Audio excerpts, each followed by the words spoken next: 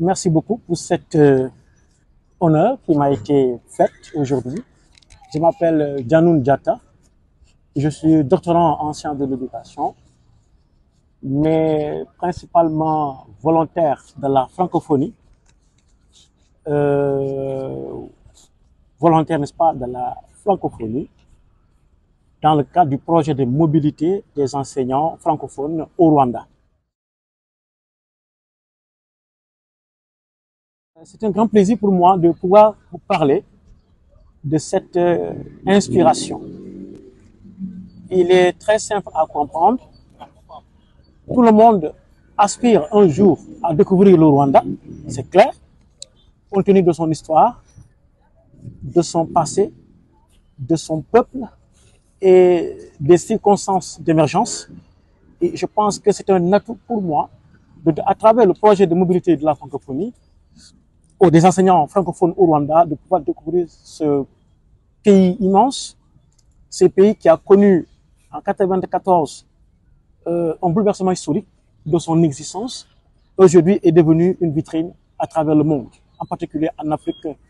En tout cas, c'est une chance pour moi, mais c'est un plaisir d'abord de découvrir ce grand pays, ce pays qui a connu une histoire que aucun pays au monde ne souhaiterait avoir comme histoire. Et le génocide rwandais a marqué les esprits. Et c'est ce qui a fait non seulement ce qui a fait que à travers le monde, les gens aimeraient découvrir ce pays qui jadis était un chaos, aujourd'hui est devenu un paradis terrestre. C'est un peu ça, vraiment, l'inspiration.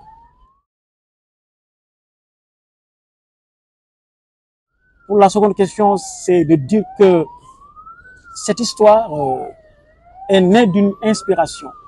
C'est mon séjour au Rwanda en tant que volontaire.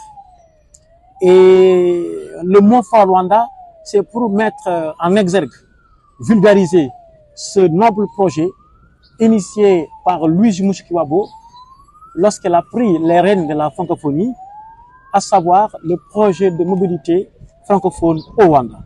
D'où ce cycle, mot phare Rwanda, qui signifie mobilité francophone au Rwanda. Voilà.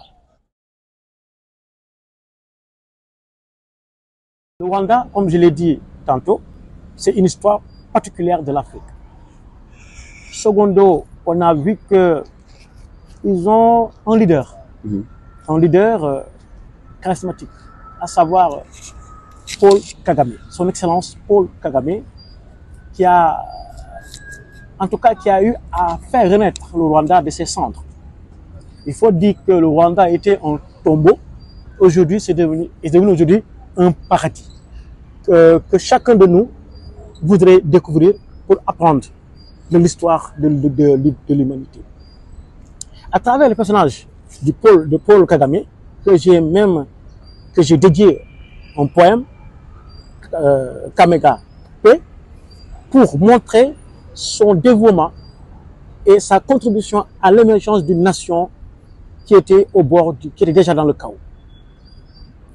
Pour être sûr, il faut dire aussi que aujourd'hui, l'histoire du Rwanda est devenue une leçon pour toutes les nations, tous les peuples qui ne prendront pas conscience de l'état de xénophobie, de l'état de discrimination, de l'état de ségrégation. C'est un exemple pour tout chacun de nous d'apprendre et de comprendre que l'ignominie à travers l'homme ou contre l'homme poussera vraiment à l'extrême cruauté que l'homme pourrait mettre en exergue face à son semblable. Et c'est ça le Rwanda. Et mon inspiration, c'est d'abord la première fois que j'ai eu à fouler la terre du Rwanda. Et cette sensation dépasse même mon être. Comme on dit, le poète, c'est les sources d'inspiration. Chaque objet est source d'inspiration. Et en visitant le musée qui renferme l'histoire du génocide, Ça a été pour moi un élément déclencheur, hein, pour mettre ce projet-là à jour. Voilà.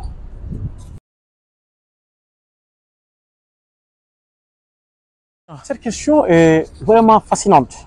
Il faut dire naturellement que, d'abord, le Rwanda, à travers, n'est-ce pas, son relief, à travers son peuple, également à travers sa manière de vivre, pour moi, c'est un. Pourquoi? Parce que ce peuple-là, à travers les poèmes Plus jamais cela, et jadis Rwanda, ce peuple est devenu résilient en comprenant que la diversité humaine fait partie de la beauté de l'homme, de la beauté de la terre, de la beauté des peuples, également de la beauté de notre pays, aujourd'hui qui est devenu le fleuron de l'Afrique.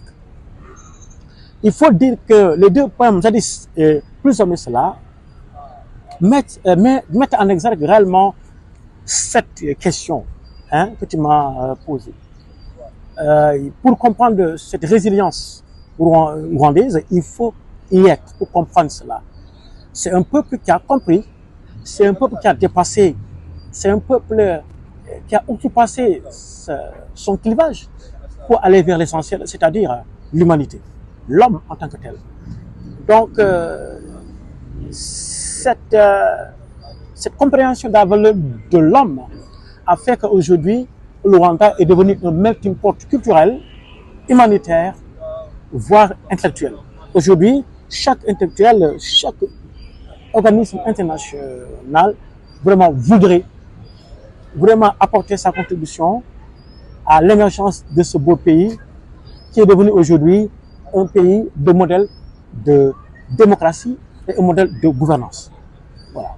En tout cas, pour comprendre cela, il faut rencontrer ces hommes, notamment les hommes qui dirigent ce pays, à savoir le président Paul Kagame, pour comprendre la résilience de ce peuple, hein, talonné par le continent africain.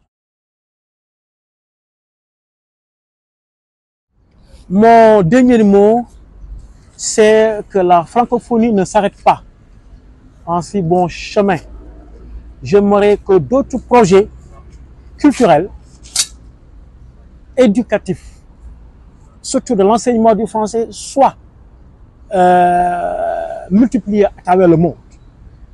Également aussi que les anciens volontaires soient membres intégrants de nouveaux programmes, comme assistants de programme, pour qu'ils puissent étayer la jeune promotion qui se sentent obligés, ou même qui se sentent investis de promouvoir l'éducation, la culture et l'humanisme de la langue française à travers le monde.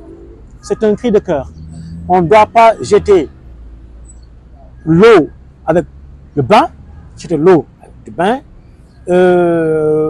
Les anciens volontaires sont un atout énorme pour les projets futurs de mobilité dans le cadre de l'enseignement, de la culture et de l'ouverture du français à travers le monde.